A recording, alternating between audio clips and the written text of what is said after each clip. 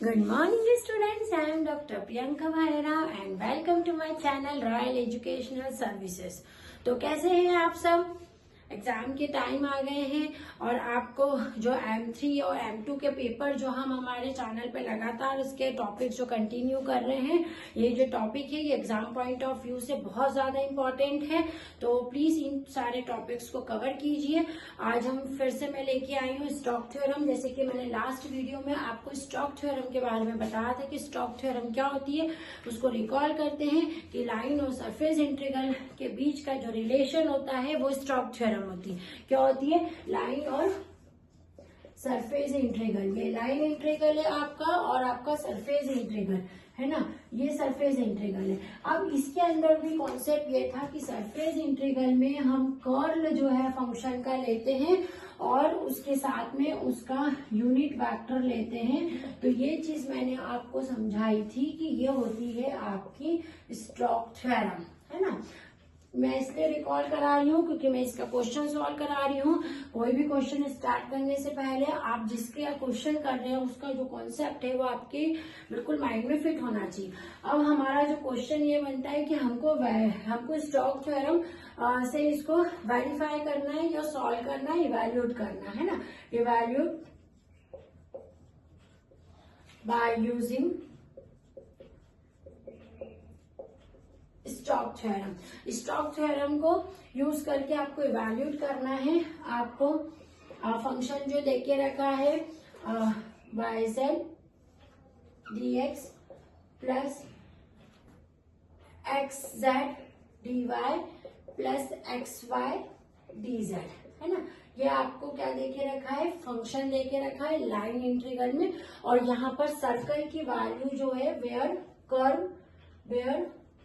Curve C is x square plus y square equals to 1, जहां पर curve जो है आपको x square plus y square equals to 1 देके रखा है और z is equals to y square.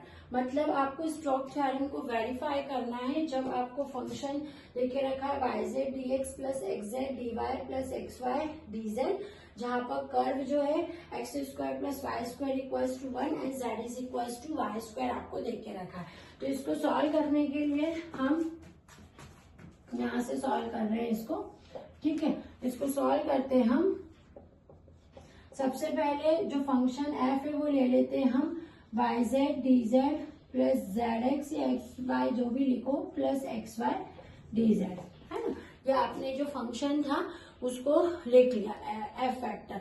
अब चूंकि ये वेक्टर के साथ में हम लिख रहे हैं, ये फंक्शन है जिसमें लगा था, तो यहाँ पर क्या हो जाएगा आई कैप। ध्यान से देखेंगे क्या कर रही हूँ मैं, जेड कैप, है ना।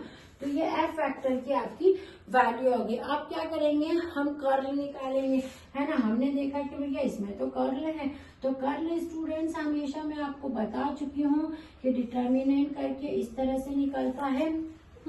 यहाँ पर आपका रहता है डेल अपॉन में डेल एक्स, डेल अपॉन में डेल वाई और डेल अपॉन में डेल जेड। यहाँ हो जाएगा वाई जेड, जेड एक्स और एक्स वाई, ठीक है, डन, है ना। अब हम इसको सॉल्व कर लेते हैं।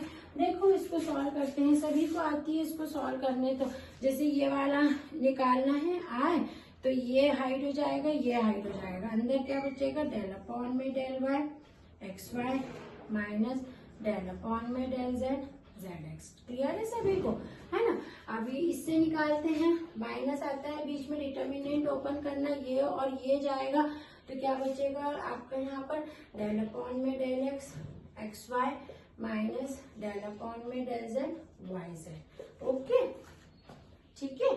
अब यहाँ पर क्या हो जाएगा के, ठीक है, के हो जाएगा, के के लिए क्या होगा, ये दोनों हाइट हो जाएगा, इसका मल्टीप्लाई, तो यहाँ क्या हो जाएगा डेल अपॉन में del x z x minus del upon में del y y z. Clear है ना।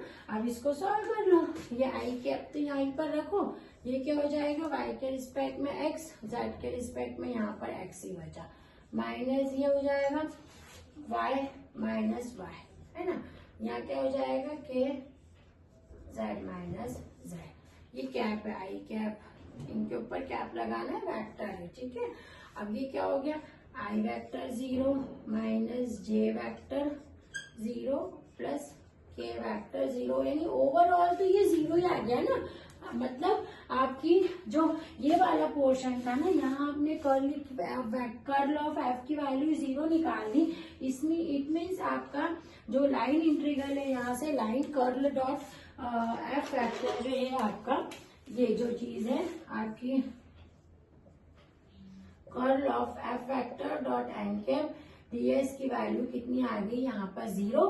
इसका मतलब integral c f dot d r equals to, ये इस केस में हमने इसको, यहाँ पर हमने इसको 0 पुट कर दिया, ये दिख रहा है ना, यहाँ हमने इसको 0 पुट किया है। ये है आई कैप 0 माइनस जे कैप 0 प्लस के कैप 0 इक्वल्स टू 0, है ना। तो हमने क्या करा था, केवल आपको एफ दे के रखा है फंक्शन, आपने उसका यूज करा है यहाँ पर वेक्टर लगा के उसका कर्ल निकाला।